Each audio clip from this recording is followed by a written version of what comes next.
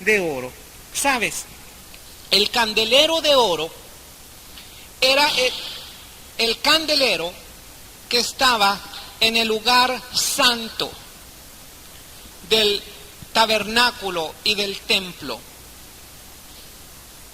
En el templo judío había 3 lugares: un lugar llamado atrio, un lugar llamado santo y un lugar llamado santísimo. En el lugar santo, donde los sacerdotes ministraban, estaba una mesa que le llamaban la mesa de los panes de la proposición. Estaba el altar de los perfumes y estaba el candelabro de oro de 7 brazos. Era la única luz que había en este lugar. Era la única luz que había en todo el templo. ¿Qué significaba esta luz? El Señor Jesucristo dijo: yo soy la luz de este mundo.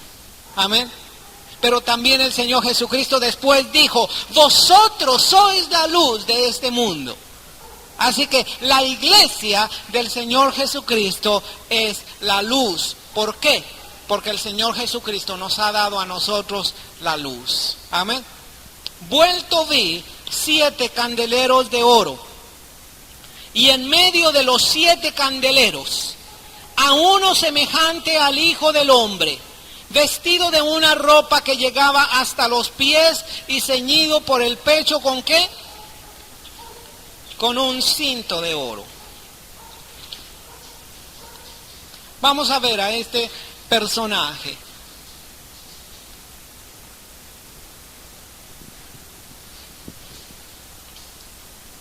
En medio de los 7 candeleros, a uno semejante al Hijo del Hombre. ¿Quién es el Hijo del Hombre? ¿Quién es el Hijo del Hombre? Es Jesucristo mismo. Uno semejante al Hijo del Hombre, vestido de una ropa que llegaba hasta los pies, ceñido por el pecho con un cinto de oro. Cuando nosotros leemos en la palabra de Dios la palabra oro, está hablando acerca del material que usaban los reyes. El oro era para los reyes. Así que ese personaje es un rey. Y estaba vestido con vestiduras sacerdotales, porque su túnica le llegaba hasta los pies. Así que este hombre, o este Hijo del Hombre, este Jesucristo, Dios mismo, Dios y hombre también, era todo sacerdote, pero también todo rey. Su cabeza y sus cabellos eran blancos como blanca lana. ¿Qué quiere decir eso? Que su cabeza y sus cabellos eran blancos como blanca lana. Quiere decir que tenía muchas canas, que estaba lleno de canas. Mira, el pelo blanco significa sabiduría, ¿verdad? Cuando tú ves a una persona que su cabeza se está blanqueando, pues es que es la experiencia que está adquiriendo en esta vida, porque está adquiriendo más edad. Así que de ninguna manera el tener cabello blanco es una vergüenza, al contrario, es algo que Dios ha establecido, porque el cabello blanco está representando más experiencia, más madurez.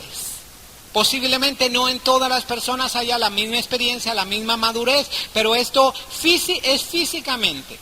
Espiritualmente, el cabello blanco significa sabiduría, porque el Señor Jesucristo es omnisciente. ¿Qué quiere decir omnisciente? Todo lo sabe, todo lo conoce. Así que por eso tiene una cabeza blanca y sus cabellos blancos. Dice así: sus ojos como llama de fuego. ¿Qué quiere decir como llama de fuego? ¿Por qué tiene el Señor Jesucristo ojos como llama de fuego? ¿Te has fijado en algunas personas que tienen una mirada muy penetrante? Que tienen una mirada así fija, que parece como que te penetran hasta lo más profundo. Bueno, esto es parte de la imagen que el Señor ha dado al hombre. Pero el Señor Jesucristo tiene ojos como llama de fuego porque significan el escrutinio que Él hace, el conocimiento que Él tiene de todas las cosas. Como decía el salmista, Señor, tú conoces mi levantarme, tú conoces mi sentarme, tú conoces cuando yo me acuesto, tú conoces todo de mí y tal conocimiento es demasiado maravilloso para mí. Alto es y no lo puedo comprender. Tenía en su diestra, dice aquí, y sus pies semejantes al bronce bruñido, es decir, eran unos pies firmes, brillantes. El bronce es un símbolo de juicio, así que aquí tenemos a alguien que juzga con justicia. Amén. Su voz como estruendo de muchas aguas. Tenía en su diestra, ¿cuántas estrellas? Ve 7 estrellas, 7 candeleros, 7 espíritus, todo el número 7 está hablando de perfección, está hablando de plenitud. Tenía en su diestra 7 estrellas, de su boca salía una espada aguda de 2 filos, y su rostro era como el sol cuando resplandece en su fuerza. Cuando le vi, ¿qué hizo Juan? Caí como muerto a sus pies, y él puso su diestra sobre mí diciéndome, no temas, yo soy el primero y el último, y el que vivo y estuve muerto, mas he aquí que vivo por los siglos de los siglos, amén, y tengo las llaves de la muerte, ¿y qué más? Y del Hades. ¿Sabes que estas palabras son tan grandes? Especialmente para nosotros, la iglesia del Señor Jesucristo. Mira lo que tenía. En su mano derecha tenía, ¿qué? 7 estrellas. Más adelante vamos a ver lo que significa cada una de estas estrellas. Pero de su boca salía una espada aguda de 2 filos. Esta espada aguda es la palabra de Dios, porque Jesucristo mismo es el verbo de Dios. Y dice Hebreos 4:12, la palabra de Dios es como espada aguda de 2 filos, que penetra hasta partir el alma y el espíritu, las coyunturas y los tuétanos. Cuando tú utilizas la palabra del Señor, o sale de ti la palabra del Señor, es exactamente como que tú tienes una espada aguda de 2 filos. Amén. Tú y yo somos sacerdotes, somos reyes del Dios Altísimo y también somos guerreros. Somos soldados del ejército del Señor, y tú y yo, cuando utilizamos las palabras de Dios en nuestra boca, son espadas agudas de 2 filos. Amén. Dice, cuando le vi, caí, ¿como qué? Como muerto a sus pies. ¿Sabes quién fue el que cayó como muerto a los pies del Señor Jesucristo? San Juan. Y San Juan era el mismo apóstol que en la última cena estaba recostado en el pecho del Señor Jesucristo. ¿Sabes por qué? Porque en la Pascua las mesas de la antigüedad pues no eran como las mesas actuales. Ellos se sentaban prácticamente en el piso, en cojines. Y en la Pascua tenían que recostarse uno sobre el otro, porque eso estaba simbolizando que esa Pascua era la liberación del pueblo de Dios, del pueblo de Israel, de ahí de Egipto. Y el Señor estaba trayendo salvación y por lo tanto tenían descanso.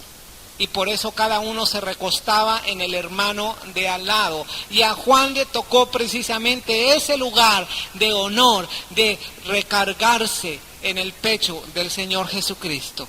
¿Sabes cuánta confianza tenía Juan el apóstol con el Señor Jesucristo? Pero cuando le vio con toda su gloria, Juan mismo no pudo soportar toda la gloria de Dios mismo. Y él cayó como muerto. ¿Sabes que hay muchas semejanzas entre Daniel y Juan? Yo he encontrado muchas semejanzas del espíritu de Daniel y del espíritu de Juan, de estos dos varones de Dios. Ellos tuvieron estas visiones en los últimos años de su vida, cuando ellos ya eran maduros, cuando ellos ya eran ancianos. Daniel también vio la gloria del Señor Jesucristo. Y Daniel también miró al Señor Jesucristo glorificado y cayó Daniel como muerto. Y también el Señor Jesucristo se acercó a él y le dijo: Daniel, no temas, porque tú eres un varón. ¿Te acuerdas cómo le dijo? Tú eres un varón muy amado, le dijo el Señor a Daniel. ¿Y te acuerdas cómo dijo San Juan que él era? Dice, el discípulo al cual amaba el Señor Jesucristo. A Juan se le considera como el discípulo amado. Daniel era muy amado del Señor y Juan también era muy amado del Señor. Daniel tuvo una visión de Jesucristo glorificado. Juan tuvo una visión de Jesucristo glorificado. Daniel miró lo que iba a acontecer en los tiempos finales. Juan vio lo que iba a acontecer también en los tiempos finales. Hay mucha similitud entre estos dos personajes. El Señor escogió a uno en la antigüedad llamado Daniel para que cerrara la visión y la profecía, porque le dijo: anda Daniel, sella este libro, porque este libro solamente se va a abrir en el tiempo final. Y Juan fue un hombre que el Señor escogió no para sellar, pero para revelar, para abrir. Amén. Dice aquí: no temas, yo soy el primero y el último. Esto habla de la eternidad del Señor Jesucristo, habla de su divinidad. El que vivo y estuvo muerto, mas he aquí que vivo por los siglos de los siglos, amén, y tengo las llaves de la muerte, ¿y de qué más? Y del Hades. ¿Sabes? Esto es algo grande, algo tremendo. ¿Sabes quién tenía las llaves de la muerte y del Hades? Las tenía Satanás. Adán le había entregado toda la autoridad que Dios le había dado a Adán, se la había entregado prácticamente a Satanás. Y Satanás tenía esas llaves. Pero alguien tenía que venir a despojar a Satanás de esas llaves o de esa autoridad. Y cuando el Señor Jesucristo vino aquí a la tierra, el Señor Jesús murió en una cruz. Y dice la Escritura que descendió a las partes más profundas de la tierra. ¿Para qué descendió el Señor hasta lo más profundo de la tierra? Para quitar las llaves del enemigo, ¿verdad?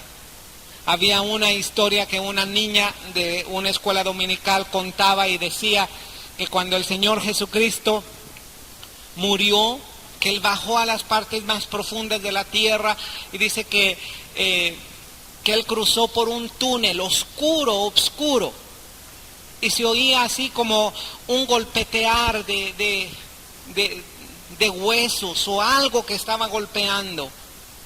Y dice que mientras más caminaba el Señor Jesucristo acercándose a ese ruido, se hacía ese ruido más intenso y estaba golpeando y golpeando. Y decía esta niña que cuando llegue el Señor Jesucristo delante de eso que estaba golpeando, era Satanás que estaba golpeando sus rodillas una contra la otra, lleno de temor. Y el Señor Jesucristo extendió su mano y le dijo: dame las llaves.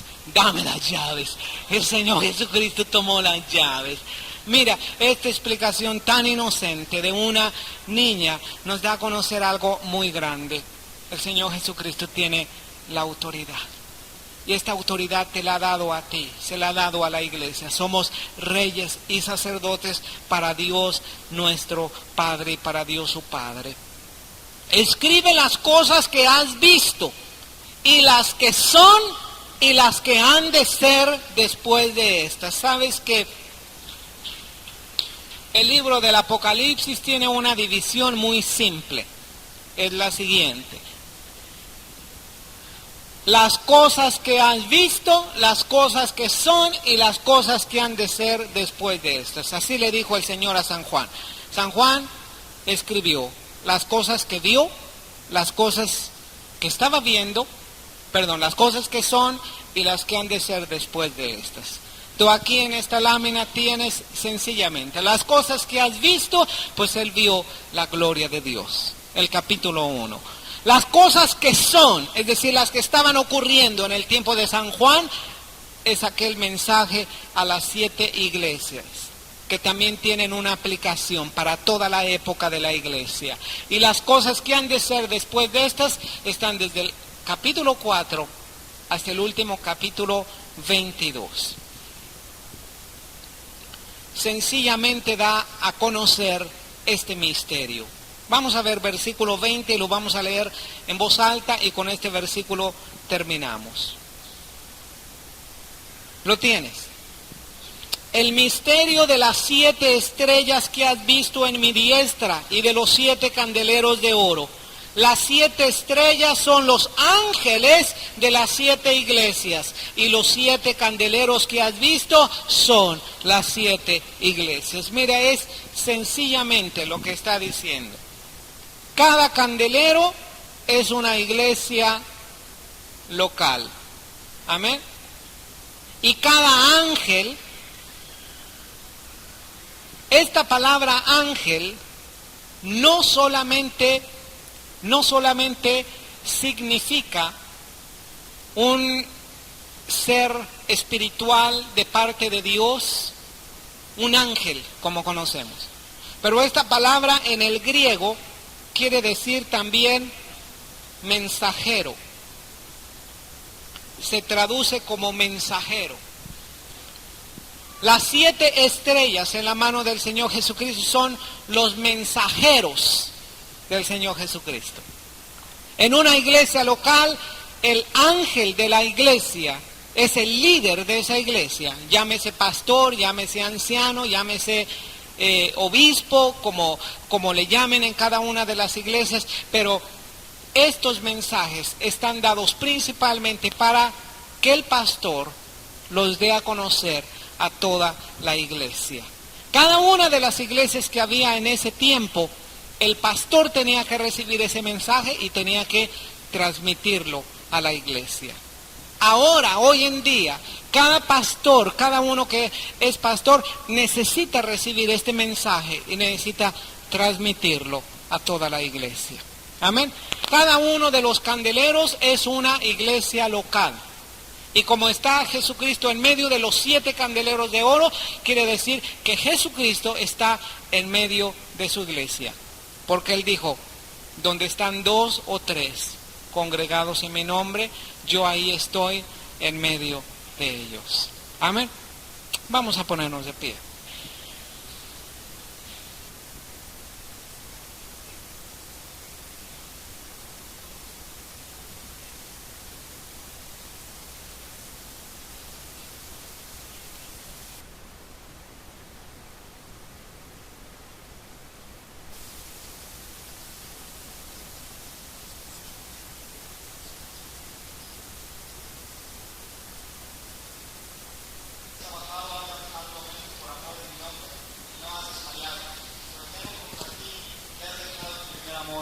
Recuerda, por tanto, de dónde has caído y arrepiéntete y haz las primeras obras, pues si no, vendré pronto a ti y quitaré tu candelero de su lugar, si no te hubieres arrepentido.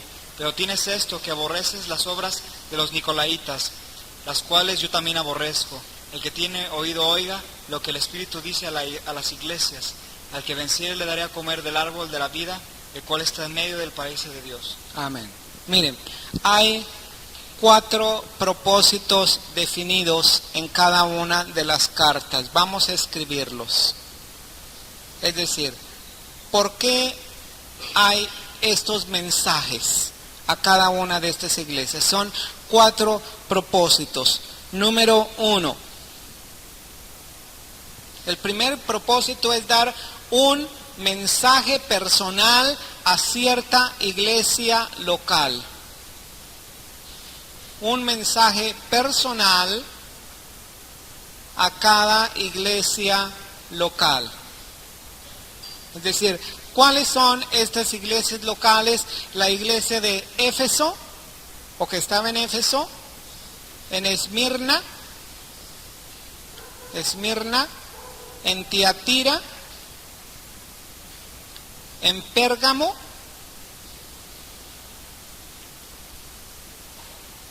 en Sardis en Filadelfia y en Laodicea. Cada uno de estos son lugares que existían en esos tiempos. Eran ciudades que había en esos tiempos. Porque la iglesia, hermanos, de aquel tiempo era como debe de haber, o debe de ser una sola iglesia. Pero mire, aquí en la ciudad de Guadalajara, ¿cuántas iglesias no hay? O sea, hay muchísimas iglesias, ¿verdad? Pero todo el conjunto de las iglesias que pertenecen a la iglesia del Señor Jesucristo pudiera llamarse, bueno, esa es la iglesia de Jesucristo para la iglesia ¿de dónde? De Guadalajara, ¿verdad? Para la ciudad de Guadalajara. Pero habría una confusión hoy en día muy grande si el Señor enviara a través de un apóstol, dice, esta carta la envía el Señor para la iglesia de Guadalajara, porque entonces tendría que reunir en algún estadio posiblemente a todos los líderes de todas las iglesias para que pudieran entender el mensaje a la iglesia de Guadalajara. ¿Me explico? En aquel tiempo no era así. En aquel tiempo en cada lugar había una sola iglesia local. No había 5 iglesias locales, había solamente una iglesia local. Esa iglesia local se definía por el lugar.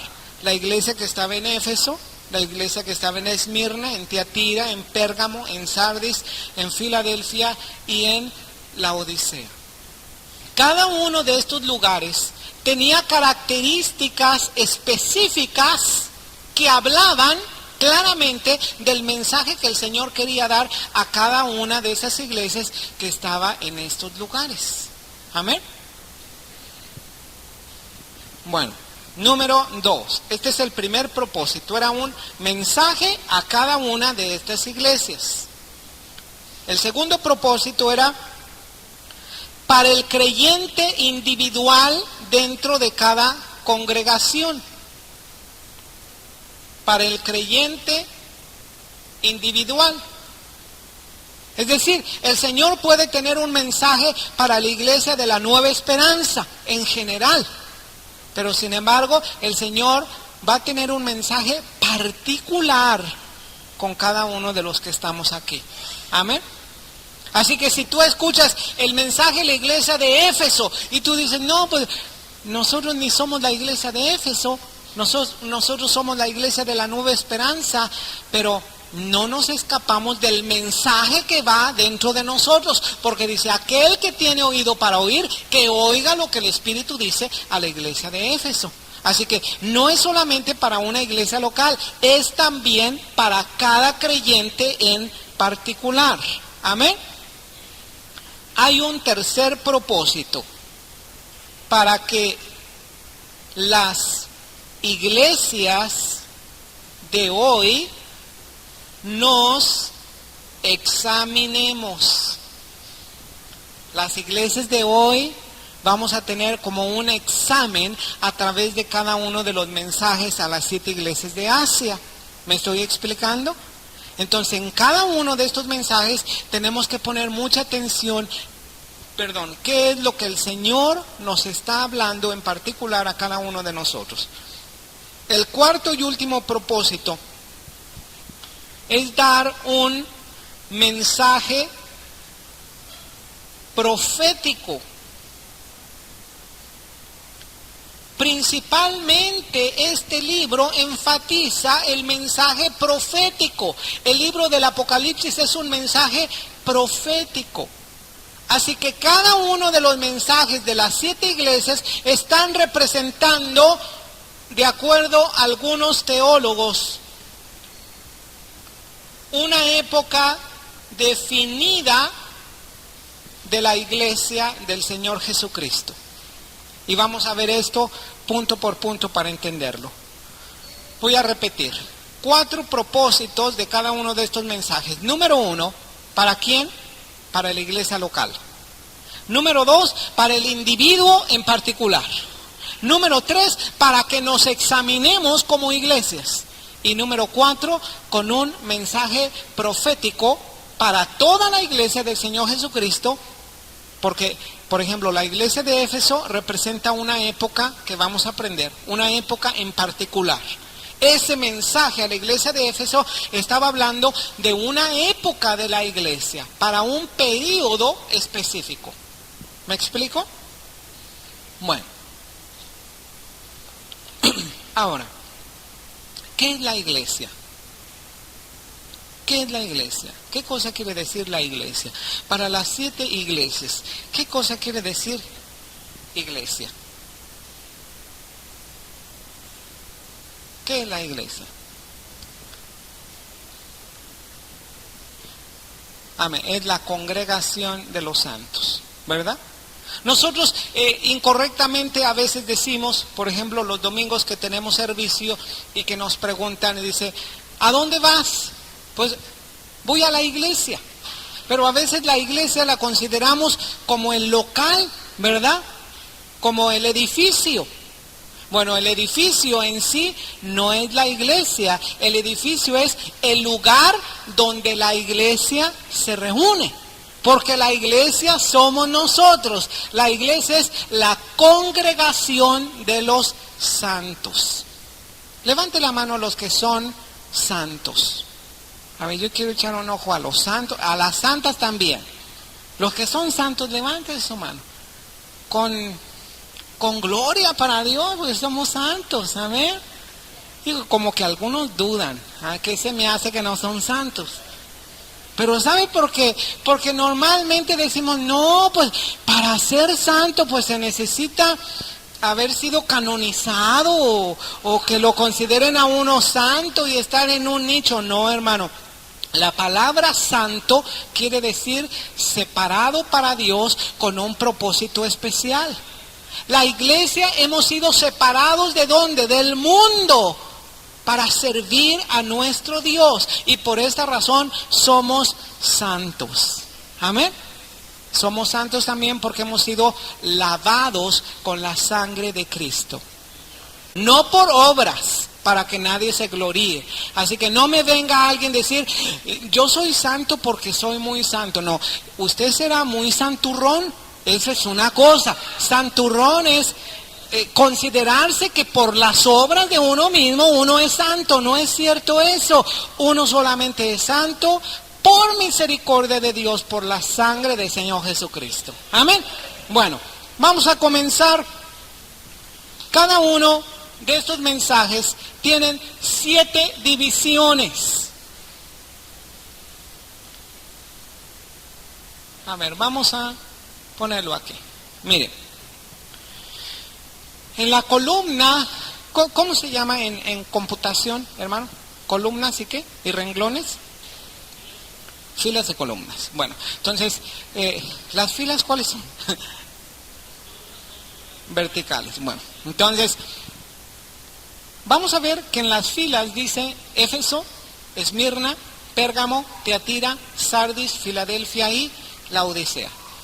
Cada una de estas filas es la ciudad donde estaba ubicada esta iglesia, ¿verdad? Son 7 que estaban ubicadas en Asia. En la ciudad de Éfeso, en la ciudad de Esmirna, de Pérgamo, de Tiatira, de Sardis, de Filadelfia y de Laodicea. Ahora, en las columnas nosotros tenemos ciertas cosas en cada mensaje. Tenemos una descripción de Jesucristo mismo, diferente en cada uno de los mensajes. Es decir, a veces, por ejemplo, en la iglesia de Éfeso, dice, el que tiene las 7 estrellas en su mano derecha, el que anda en medio de los 7 candeleros de oro, dice esto. Esta es una descripción que se hace del Señor Jesucristo. Amén. Hay diferentes descripciones que vamos a ver en cada uno de estos mensajes. Ahora, en el segundo hay un elogio. El Señor antes de decir alguna cosa incorrecta de una iglesia, dice un elogio. Amén. Y mire, esto es como algo característico del Espíritu Santo. El Espíritu Santo no llega con uno a exhortarlo o reprenderlo por aquella cosa mala o incorrecta que usted o yo estemos haciendo.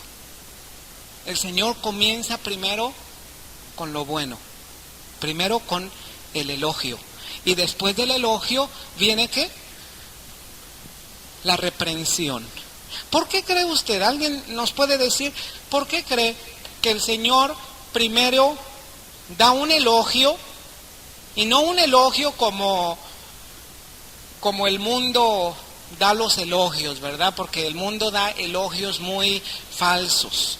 No, Él reconoce las obras verdaderas de una persona o de una iglesia. Pero ¿por qué cree usted que primero el Señor elogia y después reprende?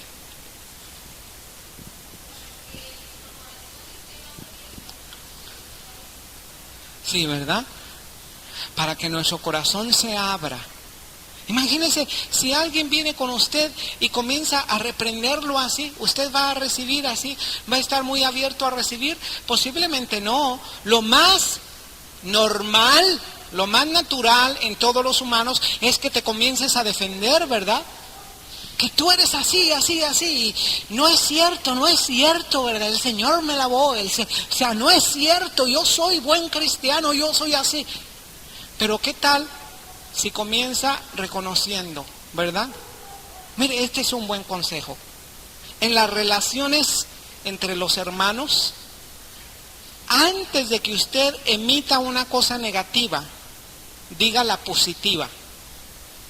Y cuando usted dice algo positivo, la persona va a abrirse y va a recibir aquella reprensión.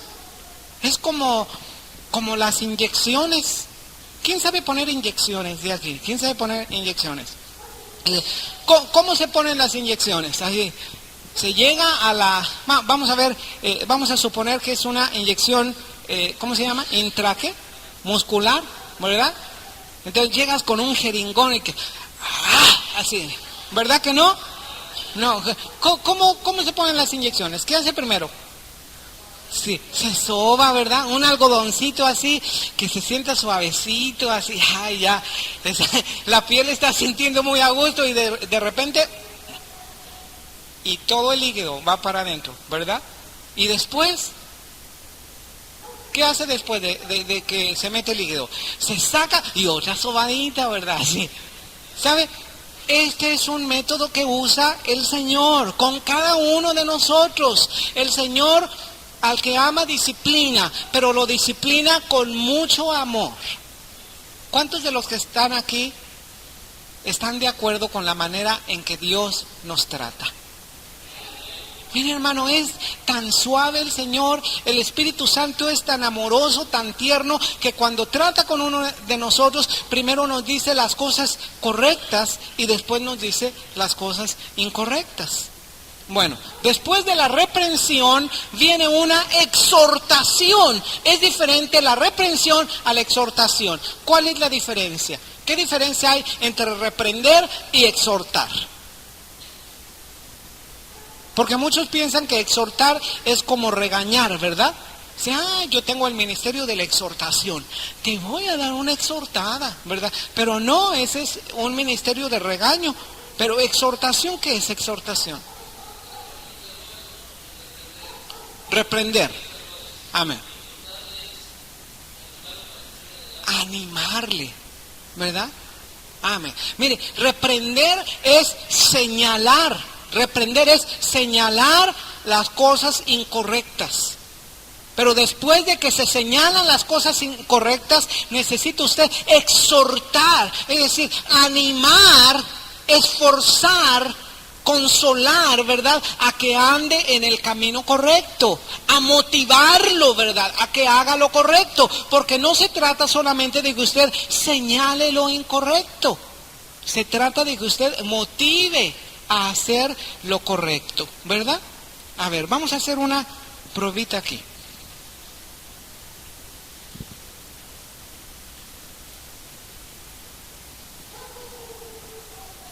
A ver, hermano, a una hermana Irma, ¿qué ve usted aquí? Ay, híjole, pues nomás ve el punto. ¿Qué no ve todo esto tan bonito que está blanco? Nomás ve el punto, ¿verdad? ¿Sabe que así somos nosotros?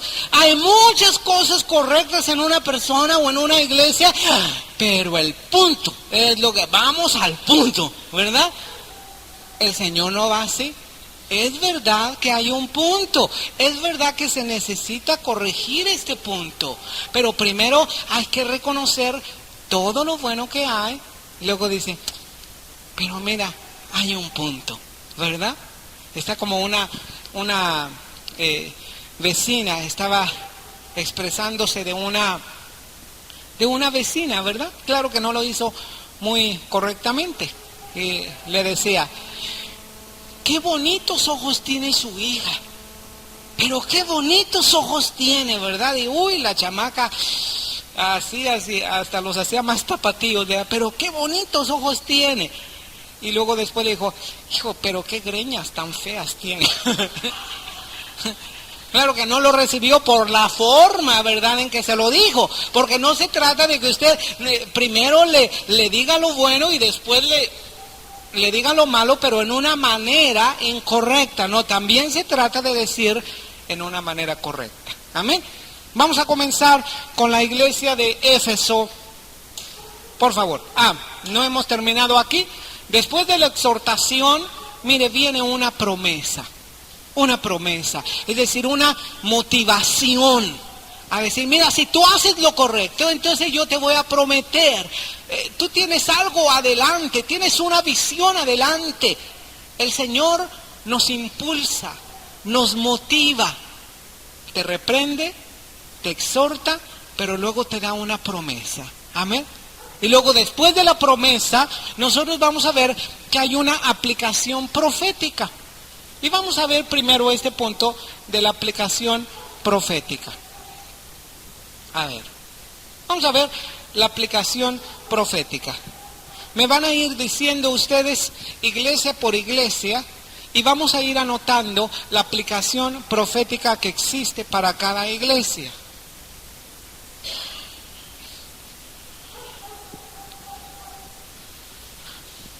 Me vengo para acá y como que ya no veo bien. Bueno, de ese lado se ve bien. Bueno, miren. La aplicación profética es la siguiente. Cada una de las iglesias representa una época definida de la iglesia. Dígame, ¿cuándo comenzó la iglesia del Señor Jesucristo? ¿En qué año nació la iglesia del Señor Jesucristo? Después de Pentecostés. En el año 33, en el día de Pentecostés, allí nació la iglesia del Señor Jesucristo. Y la iglesia del Señor Jesucristo ha tenido varias épocas definidas y varios cambios definidos y varias características definidas. La primera época es la iglesia apostólica. Dice ahí, sirviendo más con el sentido del deber. Esta iglesia está representada por la iglesia del año 33 hasta el año 100 después de Cristo. Es decir, fue la iglesia del primer siglo. A esa época corresponde Éfeso. Es decir, el mensaje a la iglesia de Éfeso corresponde proféticamente hablando a la época del año 33 al año 100 después de Cristo. Me estoy dando a entender. Ahora sigue otra época. Después de Éfeso, ¿cuál es la siguiente iglesia que hay? Esmirna. Después de Esmirna, ¿cuál es la siguiente? ¿Cuál? Pérgamo. Después de Pérgamo, Tiatira. Después de Tiatira, Sardis. Después de Sardis, Filadelfia. Y después de Filadelfia, la Odisea. Bueno, cada una de estas iglesias, como les decía, es una época determinada de la iglesia. El primer siglo correspondió a la iglesia de Éfeso. Ahora, la iglesia de Esmirna, proféticamente hablando, corresponde del año 100 después de Cristo al año ¿qué? 312 después de Cristo. Este fue el tiempo de la gran persecución cristiana.